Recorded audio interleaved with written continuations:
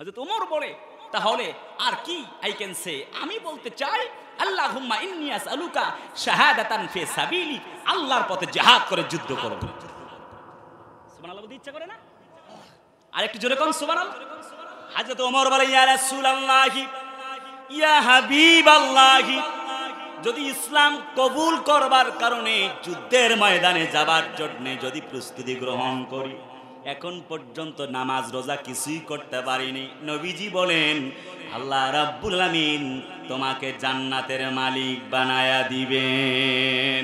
হযরত Umar বলে, do not waste time because time and tide wait for none, এক second আর দেরি করতে চাই না, এক মুহূর্ত দেরি করতে চাই না, এক্ষুনি আল্লাহর জন্য জিহাদ করে আল্লাহর জান্নাতে চলে যেতে চাই।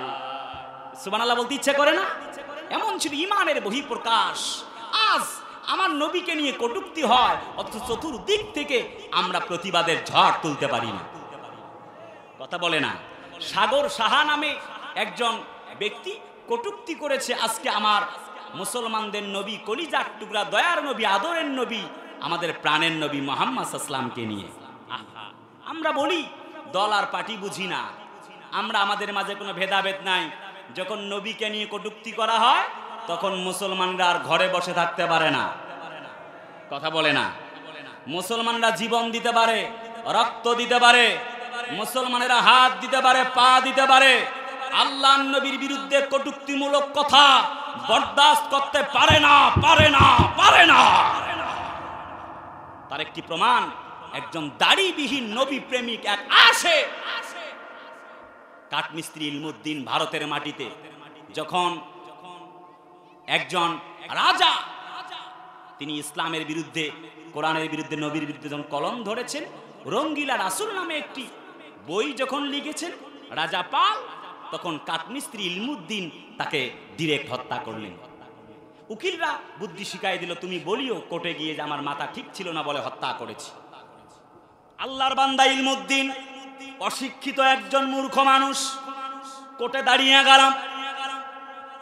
কোর্টে দাঁড়িয়ে যখন যাবেন, রাতের বেলা নবীজি স্বপ্ন যোগে এসে বললেন, ও ইলমুদ্দিন, আমি স্বয়ং বিশ্ব নবীজি তোমার জন্যে অপেক্ষা করতেছি। দূরারবের মরুর বুকে একটি ফোঁটা ফুল,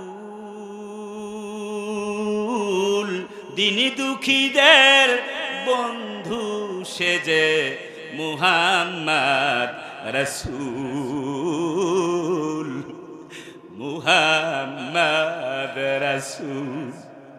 স্বপ্ন যোগে ইলমুদ্দিন এমন অবস্থা যখন দেখলেন, পরের দিন সকাল হয়ে গেল, কোর্টে যখন দাঁড়িয়ে গেল, জজ বলে, বেটা কি জন্য তুমি এই রাজা পালকে হত্যা করেছো বলো।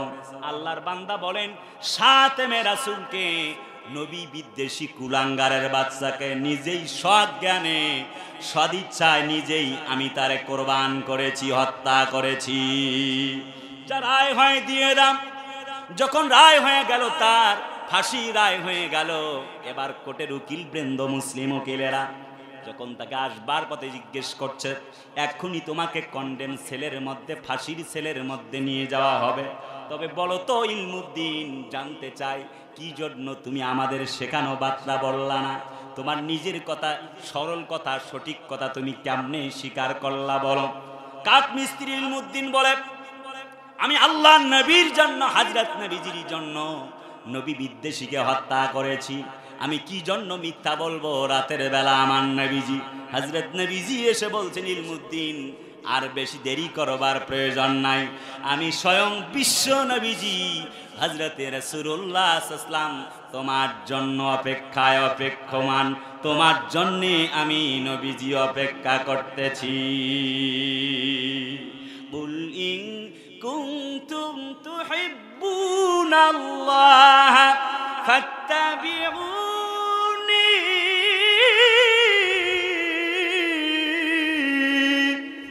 নবী আল্লাহ বলেন, হাবিব তামাম দুনিয়াবাসীর সামনে ওয়াজ করো, তারা যদি আমি আল্লাহ রাব্বুল আমিনকে ভালোবাসতে চায়, তাহলে তুমি নবীকে ভালোবাসা লাগবে, অনুকরণ করা লাগবে।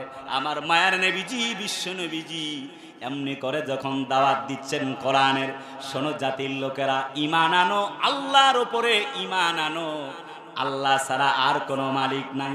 চতুর্দিক থেকে যখন নির্যাতন শুরু হয়ে গেল, তখন পর্যন্ত নবীর চাচা আমির হামজা ইসলাম কবুল করে নাই। উতবা উতাইবা মুগেরার গোষ্ঠী চতুর্দিক থেকে বাধা দেয় নবীজি আমার। একদিন তিনি লক্ষ্য করলেন আবু জাহাল তার জন্য একটি গর্ত খনন করে নবীজিকে সেখানটায়, যখন রাসূলুল্লাহর জন্য গর্তের ব্যবস্থা করে দিয়েছেন, হযরতে নবীজি আমার চলার পথে নবীজি পড়ে গেলেন গর্তে। সিরিয়া অভিমুখে রওনা করেছেন হযরতে আমির হামজা, কিন্তু তখন পর্যন্ত তিনি ইসলাম কবুল করেন নাই। সিরিয়ার পথে যাবেন, হঠাৎ করে তিনি যখন তার ঘোড়াটি উট নিয়ে যখন দাঁড়িয়ে গেল, উট দাঁড়িয়ে গেল আর সামনের দিকে পা বাড়াচ্ছে না। আল্লাহর নবীজি, বিশ্ব নবীজি একটি গর্তের মধ্যে পড়ানো, লক্ষ্য করা গেল সেখানটাও একটা উট দাঁড়ানো, আরে উটের কোনো বাঁধন নাই। লক্ষ্য করে নবীজির দিকে তাকাবেন কেমনে, নবীজি হচ্ছে গর্তের ভেতরে, কিন্তু একটা উট যখন আর একটি উটকে দেখে দাঁড়িয়ে গেল, এবার চাচা আমির হামজার বর্ণনা মতে কেতাব সাক্ষ্য দেয়, উটটা যেন ফুপিয়ে ফুপিয়ে কাঁদছে। হযরত প্রাণের নবীজি আমার গর্তের মধ্যে পড়া, উটের কোনো বন্ধন নাই, কেউ তার রক্ষী নাই, কোনো বাহিনী নাই, কোনো সেনাবাহিনী নাই, কোনো রকমের চৌকস কোনো সদস্যবৃন্দ নাই। উটটা কেন দাঁড়ানো? একটি গর্তের দিকে তাকিয়ে উট পর্যন্ত চিৎকার মেরে কান্দে।